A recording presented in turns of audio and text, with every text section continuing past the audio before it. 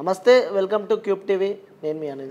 తెలంగాణలో కాంగ్రెస్ పార్టీ అధికారంలోకి వచ్చిన తర్వాత 6 గ్యారంటీలు అని చెప్పి కూడా ముందుకు వెళ్ళడం మనం చూస్తున్నాము. దీనికి సంబంధించి మరికొద్ది సేపట్లోనే రాష్ట్ర ముఖ్యమంత్రి రేవంత్ రెడ్డి ఆధ్వర్యంలో కూడా 5 గ్యారంటీలకు సంబంధించి కూడా దరఖాస్తు ఫామ్ రిలీజ్ చేయనున్నారు. ఈ యొక్క 5 దరఖాస్తులకు గాను ఒకటే ఫామ్ కూడా ఉంటుంది. దీనికి సంబంధించి ఒకటే ఫామ్, అందులో 4 పేజీలు ఉంటాయి. సామాన్య జనాలు ఈజీగా అర్థమయ్యేటట్టు ఈజీగా ఫిల్ చేసుకున్నట్టు రాష్ట్ర ప్రభుత్వం దాన్ని రూపొందించినట్టు మనకు తెలుస్తుంది. దీనికి సంబంధించి మనం చూద్దాము. ఆ 5 గ్యారంటీలు ఏంటి, ఎలా అప్లై చేసుకోవాలి, సామాన్య జనాలకి కూడా అసలు ఎలా అప్లై చేసుకోవాలి. సో నేనైతే మొత్తం ఎక్స్ప్లెయిన్ చేస్తా, ఏ విధంగా సామాన్య జనాలు ఒక దరఖాస్తు ఫిల్ చేసుకోవాలి. ఈ జనవరి 6వ తేదీ వరకు ఈ యొక్క దరఖాస్తు అమల్లో ఉంటుంది. రేపు 28 తారీఖు నుంచి జనవరి 6 తారీఖు వరకు ఈ యొక్క దరఖాస్తులు కూడా అందుబాటులో ఉంటున్నాయి. ఇలా దీన్ని ఏ విధంగా అప్లై చేసుకోవాలి, 5 గ్యారంటీలు ఏవేవి 5 గ్యారంటీలు ఉన్నాయి. సో ఎందుకంటే చాలామంది ఇబ్బందులు పడుతున్నారు. ఎందుకంటే జనాలకు తెలియదు అది ఎట్లా అప్లై చేసుకోవాలి, మనకి ఆ ఫామ్ ఎక్కడి నుంచి వస్తుంది, లేకుంటే ఆన్లైన్లో వస్తుందా, లేకుంటే ఏదైనా యాప్ ద్వారా వస్తుందా, లేకుంటే మేము ఇక్కడికి నెట్ సెంటర్లో వెళ్ళి ఫిల్ చేయాలని చెప్పి చాలామందికి ఒక డౌట్ అయితే ఉంటుంది. దీనికి సంబంధించి ఎలాంటి టెన్షన్ పడే అవసరం లేదు.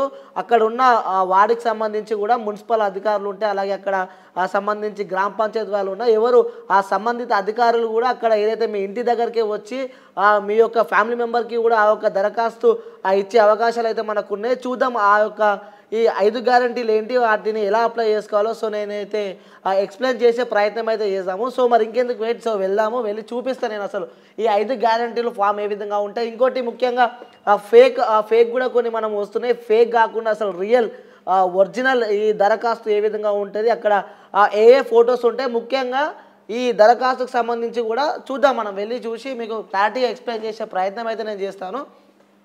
సో చూడవచ్చు, మనకి ఇక్కడ కనిపించేదే తెలంగాణ రాష్ట్ర ప్రభుత్వ అభయహస్తం. సో ఇది మనకి అభయహస్తం ఫామ్ అనమాట. ఇక్కడ చూసినట్టయితే మీకు రైట్ సైడ్లో అంటే మీకు లెఫ్ట్ సైడ్లో ఉంటుంది. ఇక్కడ రాష్ట్ర ముఖ్యమంత్రి రేవంత్ రెడ్డి గారి ఫోటో ఉంటుంది. అలాగే ఇక్కడ పక్కన చూసుకుంటే డిప్యూటీ సీఎం బట్టి విక్రమార్క కూడా ఫోటో ఉంటుంది. అలాగే పైన మన గవర్నమెంట్ లోగో, తెలంగాణకు సంబంధించి గవర్నమెంట్ ఆఫ్ తెలంగాణ అని చెప్పి కూడా ఇక్కడ మనకి లోగో కనిపిస్తుంది. అలాగే ఇక్కడ ఇందిరమ్మ ఫోటోతో ప్రజాపాలన అంటూ కూడా 6 గ్యారంటీలు కూడా ఇక్కడ మనకి కనిపిస్తుంది. సో మనం వెళ్తే చూడవచ్చు, ఇక్కడ తెలంగాణ రాష్ట్ర ప్రభుత్వం అభయహస్తం ప్రజాపాలన అని చెప్పి కూడా ఇది 28/12/2022 అలాగే 6/1/2024 అంటే డిసెంబర్ 28 నుంచి జనవరి 6 వరకు ఈ యొక్క ఫామ్ అందుబాటులో ఉంటుంది. ఇది మీరు అప్లై చేసుకోవచ్చు అనమాట. ఇక్కడ చూడవచ్చు ప్రజాపాలన దరఖాస్తు అంటే ఈ యొక్క 5 గ్యారంటీలకు సంబంధించి ఏవేవి ఉన్నాయి. ఫస్ట్ మనం చూసుకున్నట్టయితే మహాలక్ష్మి పథకం, అలాగే రైతు భరోసా, గృహజ్యోతి, ఇందిరమ్మ ఇండ్లు, చేయుత పథకం. సో ఈ పథకాలన్నీ ఒకటే ఫామ్లో మనం ఫిల్ చేసుకోవచ్చు అనమాట. సో చూద్దాం, మనం పైకి వెళ్దాం. ఆ దరఖాస్తు వివరాలు అంటే ఫస్ట్ ఏదైతే అప్లై చేసుకుంటే దరఖాస్తులు ఉంటాయో వారి ఆ వివరాలు కూడా ఇక్కడ మనం పెట్టుకోవచ్చు. దరఖాస్తు అంటే ఇంటి యజమాని పేరు, ఎవరైతే అప్లై చేసుకుంటారో వారి పేరు ఇక్కడ మనము రాసుకోవాలి. అలాగే స్త్రీ, పురుషుడు, ఇతరులు అంటే మేల్ కానీ ఫీమేల్ కానీ అదర్స్ కానీ వీళ్ళు ఎవరైనా ఉంటే ఇందులో టిక్ చేసుకోవచ్చు అనమాట. అలాగే కేటగిరీస్ అంటే మన క్యాస్ట్కి సంబంధించి ఎస్సీ, ఎస్టీ, బీసీ, మైనార్టీ, ఇతరులు మీరు ఏ క్యాస్ట్కి సంబంధించిన వాళ్ళైతే అక్కడ మీరు ఇక్కడ టిక్ మార్క్ చేసుకోవాల్సి ఉంటుంది. దాని తర్వాత పుట్టిన తేదీ, మీ డేట్ ఆఫ్ బర్త్, అలాగే ఇక్కడ ఆధార్ నెంబర్, మీ యొక్క ఆధార్ నెంబర్ కూడా ఇక్కడ ఎంటర్ చేయాల్సి ఉంటుంది. దాని తర్వాత ఇక్కడ మీకున్న రేషన్ కార్డ్ నెంబర్ కూడా మీరు ఇక్కడ రాయాల్సి ఉంటుంది. ఇంకోటి రేషన్ కార్డు లేని వాళ్ళు కూడా ఈ యొక్క అభయహస్తాన్ని మీరు అప్లై చేసుకోవచ్చు అని చెప్పి కూడా రాష్ట్ర ప్రభుత్వం చెప్పడం మనకు జరిగింది. ఇంకా వెళ్దాం, ఇక్కడ రేషన్ కార్డ్ నెంబర్ తర్వాత కూడా ఇక్కడ మొబైల్ నెంబర్ అంటే ఇక్కడ మనకి మీకున్న మొబైల్ నెంబర్ కూడా ఇక్కడ మీరు రాసుకోవచ్చు. అలాగే వృత్తి, మీరు స్టూడెంట్ అంటే స్టూడెంట్, లేకుంటే జాబ్ చేస్తారా, లేకుంటే బిజినెస్ చేస్తారా, మీకు సంబంధించి ఏదైనా ఇక్కడ మీరు రాసుకోవచ్చు. అలాగే కుటుంబ సభ్యుల వివరాలు అంటే సంఖ్య, మీరు ఎంతమంది ఉంటారో, మీ పేరు, దరఖాస్తుకు సంబంధించి రిలేషన్ దేనికోసం మీరు అప్లై చేస్తున్నారో అది. ఇంకోటి లింగం అంటే మీరు మేలా ఫీమేల్ అని చెప్పి కూడా ఇక్కడ మీరు పెట్టాల్సి ఉంటుంది. అలాగే పుట్టిన తేదీ అంటే మీరు డేట్ ఆఫ్ బర్త్ కూడా ఇక్కడ రాయాల్సి ఉంటుంది. అలాగే ఆధార్ నెంబర్, మీకున్న ఆధార్ నెంబర్ కూడా మీరు ఇక్కడ రాయాల్సి ఉంటుంది. సో మీ ఫ్యామిలీలో ఎంతమంది ఉంటే అక్కడ రాయొచ్చు. ఇంకోటి ఇక్కడ నెక్స్ట్ ప్రగతి పదం అని చెప్పి కూడా వీళ్ళు ఇక్కడ ఇచ్చారు. ఇక్కడ చిరునామా అంటే మీ చిరునామా అంటే మీ అడ్రస్. సో ఇంటి నెంబర్, ఇక్కడ ఇంటి నెంబర్ రాసుకోవాలి. వీధి, ఇక్కడ వీధి పేరు కూడా రాసుకోవాలి. అలాగే గ్రామం, మున్సిపాలిటీ, మీది ఎక్కడ గ్రామం అయితే ఆ గ్రామం, అలాగే మీ యొక్క ఆ మున్సిపాలిటీ కూడా ఇక్కడ మీరు రాసుకోవచ్చు. మీరున్న వార్డు నెంబర్ కూడా ఇక్కడ తప్పనిసరిగా ఫిల్ చేయాల్సి ఉంటుంది. అలాగే మీ యొక్క ఆ మండల్కి సంబంధించి కూడా మీరు ఏ మండలో అక్కడ మండల్ కూడా మీరు ఫిల్ చేయాల్సి ఉంటుంది. మీ యొక్క జిల్లాని కూడా మీరు ఇక్కడ ఫిల్ చేయాల్సి ఉంటుంది. సో ఇప్పుడు మనం గ్యారంటీ లోపలికి వెళ్దాం. ఈ 5 గ్యారంటీలకు సంబంధించి ఏ విధంగా అప్లై చేసుకోవాలి మనము చూసే ప్రయత్నం అయితే చేద్దాం. ఎందుకంటే ముందు మనం ఆ డేటా మొత్తం చూసినాం. డేటా మొత్తం చూసిన తర్వాత కూడా ఈ 5 గ్యారంటీలకు సంబంధించి లబ్ధి పొందడానికి మీరు ఎలా అప్లై చేసుకోవాల్సింది కూడా నేను చెప్తా. మొట్టమొదటిగా మహాలక్ష్మి పథకం. ఈ మహాలక్ష్మి పథకాన్ని మీకు కావాలి, మీరు అప్లై చేసుకోవాలి అంటే ప్రతి నెల ఈ మహాలక్ష్మి పథకం కింద ప్రతి నెల 2500 ఆర్థిక సహాయం. ఇక్కడ మీకు ఈ మహాలక్ష్మి పథకం మీరు లబ్ధిదారులు అయితే మాత్రం మీరు ఇక్కడ టిక్ పెట్టాల్సి ఉంటుంది.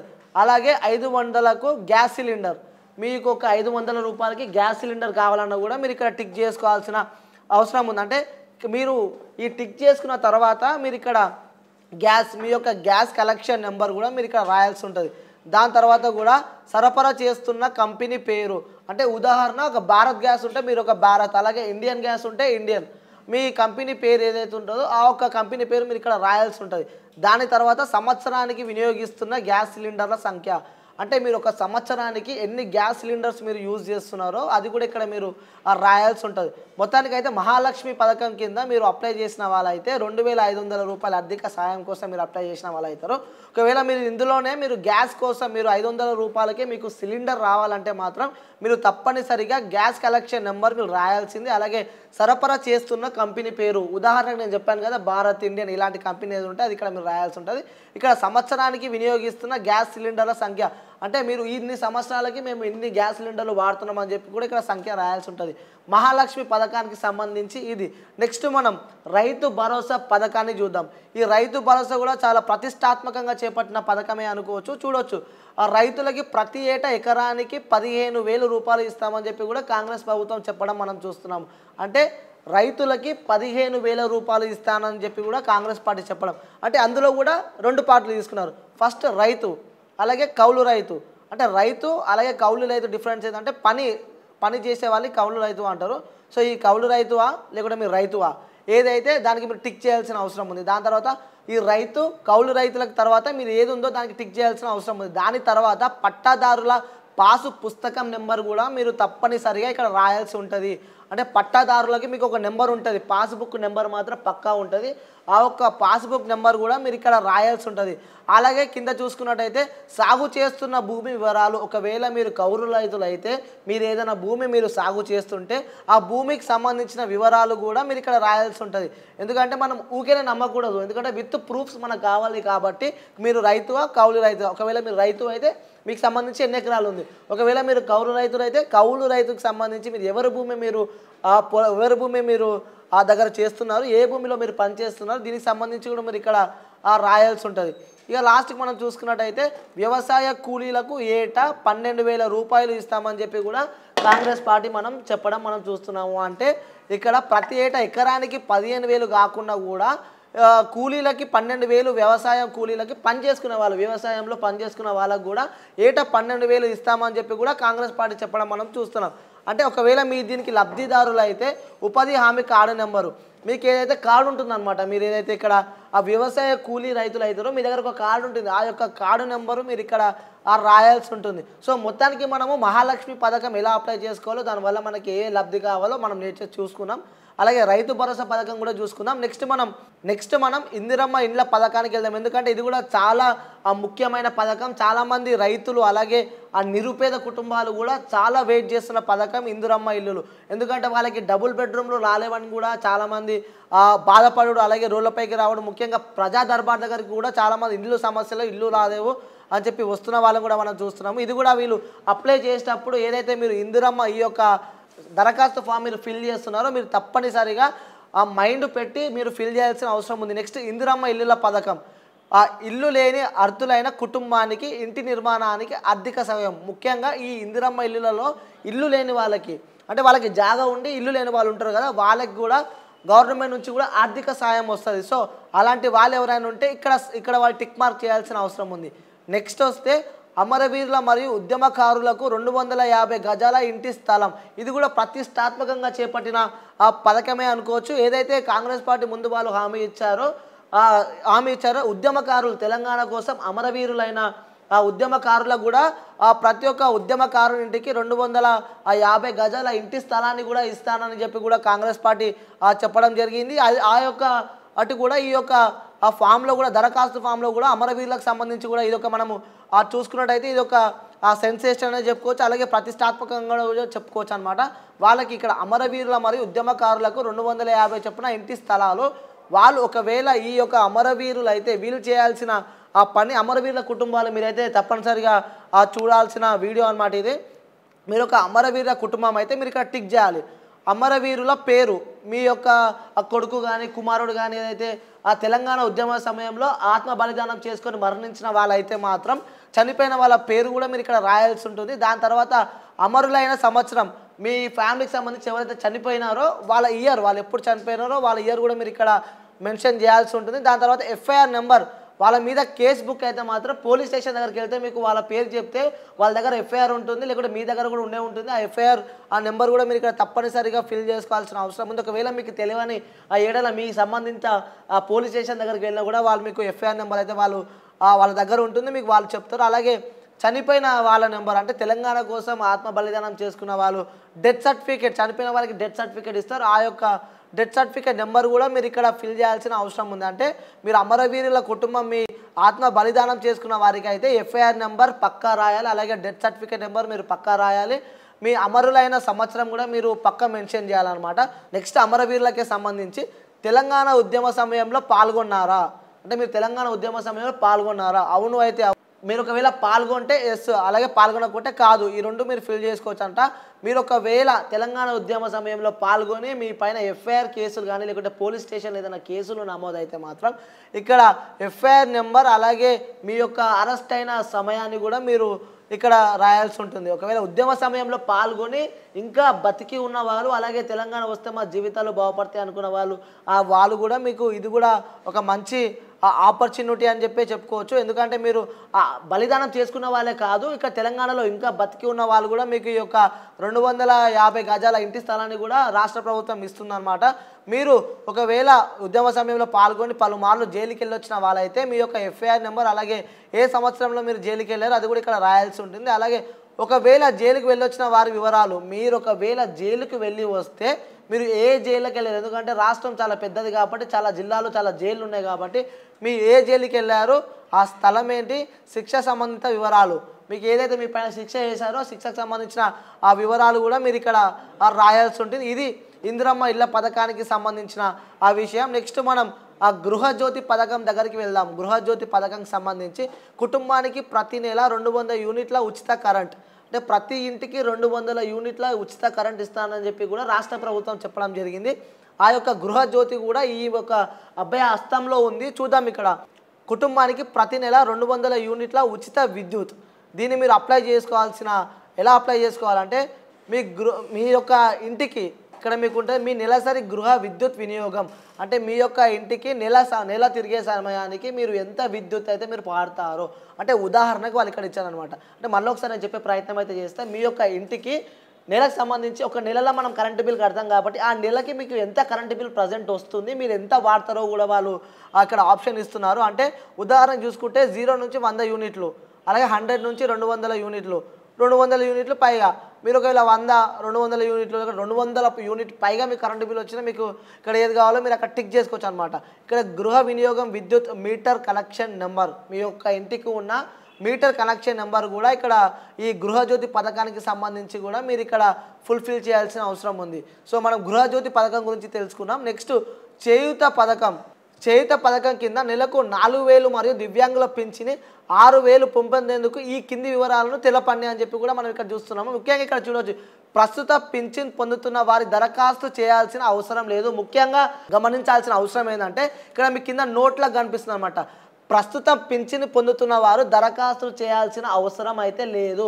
మీకు ప్రజెంట్ పింఛన్ వచ్చినట్టయితే మీరు దరఖాస్తులు చేయాల్సిన అవసరం లేదు అని చెప్పి కూడా ఇక్కడ మనకి ఇక్కడ మెన్షన్ చేశారు. ఒకవేళ మీరు దివ్యాంగులు అయితే ఇక్కడ మీరు దివ్యాంగులకు టిక్ చేసి ఇక్కడ మీ సర్టిఫికేట్ నెంబర్, మీరు ఒక దివ్యాంగులు అయితే మీకు ఆ సర్టిఫికేట్ ఇస్తారు, డిజేబుల్ సర్టిఫికేట్ ఇస్తారు. ఆ సర్టిఫికేట్కి సంబంధించి ఇక్కడ నెంబర్ కూడా మీరు రాయాల్సింది.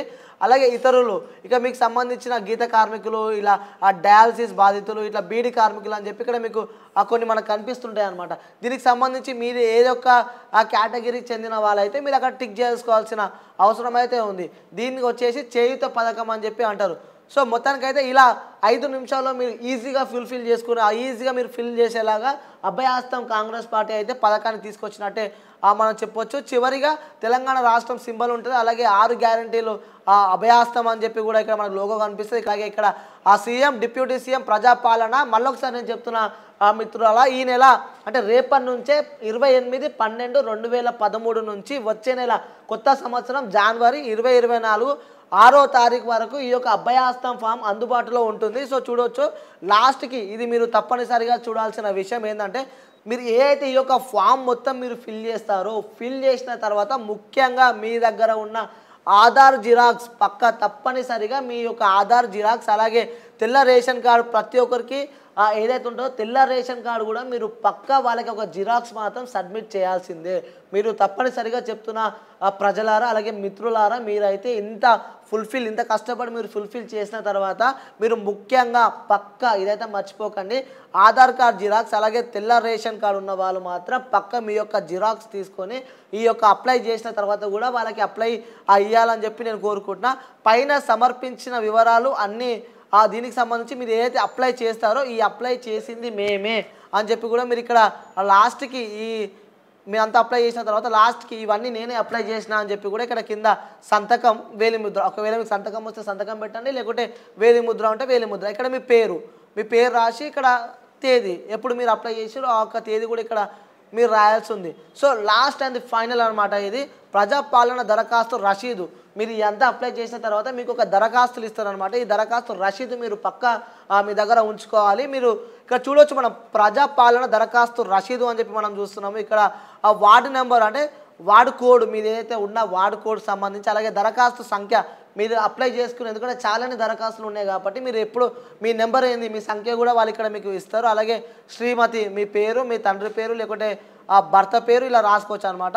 వారి నుండి మీకు ఏ పథకం అంటే ఎగ్జాంపుల్ ఉదాహరణకు చెప్తున్నా, శ్రీమతి ఇక్కడ నా పేరు రాసుకున్నాను అనుకో, నా పేరు జి అనిల్ కుమార్, ఇక్కడ నా పేరు రాసుకున్న తర్వాత నాకు భర్త అంటే ఇక్కడ భార్యాభర్తలు అయితే భార్యాభర్తల పేరు రాసుకోవచ్చు, ఒకవేళ పేరెంట్స్ అయితే పేరెంట్స్ పేరు రాసుకోవచ్చు. అంటే మ్యాక్సిమం పేరెంట్సే ఉంటారు కాబట్టి, ఎందుకంటే పిల్లలు దీన్ని అప్లై చేసుకునే అవకాశం లేదు, ఇంటి పెద్దలు అప్లై చేసుకునే అవకాశం ఉంది కాబట్టి ఆ భర్త పేరు భార్య పేరు ఇక్కడ రాసుకోవచ్చు. అలాగే మీరు ఏ పథకం, ఇక్కడ మనకి 5 గ్యారెంటీలు ఉన్నాయి కదా, మీరు మహాలక్ష్మి పథకమా, రైతు భరోసా పథకమా, ఇందిరమ్మ ఇల్లుల, గృహజ్యోతియా, చేయుత పథకమా, లేకుంటే దేనికోసం మీరు ఈ యొక్క దరఖాస్తు ఫిల్ చేస్తున్నారు అక్కడ టిక్ చేసి ఇక్కడ మీ దరఖాస్తు స్వీకరించమైనది అని చెప్పి వాళ్ళు మీకు మీ దగ్గర మేము తీసుకున్నాము అని చెప్పి కూడా వాళ్ళు మీకు అంగీకరించి మీకు ఈ యొక్క రసీదు ఇస్తారు. ఇక లాస్ట్ ఇక చూసుకోవచ్చు గ్రామం లేదా మున్సిపాలిటీ, మీ వార్డు నెంబరు, మీ మండలు, మీ జిల్లా, మీరు అప్లై చేసిన తేదీ, అలాగే అధికారి సంతకం, ఏదైతే అధికారి మీ యొక్క ఈ ఫామ్ తీసుకుంటాడో ఆ యొక్క అధికారి సంతకం ఇక్కడ ఉంటుంది, ఆ అధికారి పేరు ఉంటుంది,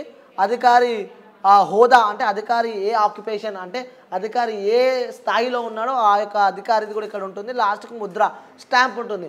సో ఇది అభయహస్తం సంబంధించి 4 పేజీల అభయహస్తం మనకి కాంగ్రెస్ పార్టీ అమలులోకి తీసుకొని వచ్చింది. మీరు ఎవరైతే అప్లై చేసుకోవాలి అంటే మీరు ఏదైతే టెన్షన్లో ఉన్నారో నా వీడియో మీకు పూర్తిగా చూసినట్టయితే మీకు అర్థమై ఉంటుంది. నేను క్లారిటీ ఎక్స్ప్లెయిన్ చేసిన ఎవరు ఏదేది అప్లై చేసుకోవాలి. ఈ అభయహస్తానికి సంబంధించి కూడా రాష్ట్ర ప్రభుత్వము 5 గ్యారంటీలతో 5 గ్యారంటీలకు సంబంధించి కూడా ఒకటే అప్లికేషన్ అది తీసుకొని వచ్చింది. అప్లికేషన్ తీసుకొచ్చిన మరికొద్దిసేపట్లోనే తెలంగాణ రాష్ట్ర ముఖ్యమంత్రి యనుమల రేవంత్ రెడ్డి ఆధ్వర్యంలో కూడా ప్రెస్ నోట్ వచ్చే అవకాశం ఉంది. రేపటి నుంచి 28 తారీఖు నుంచి ఈ యొక్క అప్లికేషన్ ఫామ్ దరఖాస్తు అందుబాటులోకి వస్తుంది. జనవరి 6 తారీఖు వరకు ఈ యొక్క అప్లికేషన్ ఉంటుంది. మిత్రులారా, దయచేసి రేషన్ కార్డు లేని వాళ్ళు కూడా మీరు ఈ యొక్క అభయహస్తాన్ని అయితే మీరు అప్లై చేసుకోవాలి, ఎలాంటి టెన్షన్ లేదు. అలాగే రాష్ట్ర ప్రభుత్వం కూడా అధికారంలోకి వచ్చిన తర్వాత కూడా కొత్త రేషన్ కార్డులు కూడా వాళ్ళు అప్లై చేసుకునే అవకాశం మనకి ఇస్తున్నారు. తప్పనిసరిగా ఎవరైతే మీరు కావాలనుకుంటున్నారో ఈ 5 గ్యారంటీలకు సంబంధించి కూడా మీరు తప్పనిసరిగా నా వీడియో మీరు చూసినట్టయితే క్లారిటీగా మీకు ఎక్స్ప్లెయిన్ చేసినా క్లారిటీగా మీకు అర్థమయ్యే ఉంటుంది. సో ఎలా అప్లై చేసుకోవాలి, ఏ విధంగా అప్లై చేసుకోవాలి, రేపటి నుంచి మీరు టెన్షన్ పడాల్సిన అవసరం లేదు, భయపడాల్సిన అవసరం లేదు. మీ దగ్గరికే మీ మున్సిపల్ వాళ్ళు అయితే అలాగే మీకు సంబంధిత గ్రామ పంచాయతీ వాళ్ళు అయితే అక్కడ సంబంధించి వాళ్ళు మీ దగ్గరకు వచ్చి స్వయంగా వాళ్ళు మీకు అప్లికేషన్ ఇస్తారు. అప్లికేషన్ ఇచ్చిన తర్వాత మీరు ఎలా ఫిల్ చేసుకోవాలో నేనైతే ఎక్స్ప్లెయిన్ చేసిన. సో నెక్స్ట్ అసలు గ్యాస్ అంటే ఏంటిది, ఆ గ్యాస్ ఏ విధంగా మనం అప్లై చేసుకోవాలి, అప్లై చేసుకుంటేనే మనకి 500లకు వస్తుందా లేకుంటే అసలు ఏందా గ్యాస్ గురించి కూడా తెలుసుకునే ప్రయత్నం అయితే చేద్దాము. సో ఇది మన వీడియో. మీరు ఎలా అప్లై చేయాలో నేనైతే చెప్పేసిన. సో ఇంకొక మంచి వీడియోతో మళ్ళీ ఇంకోటి ఉంటా. Until then take care, bye bye, signing off. నేను మీ అనిల్.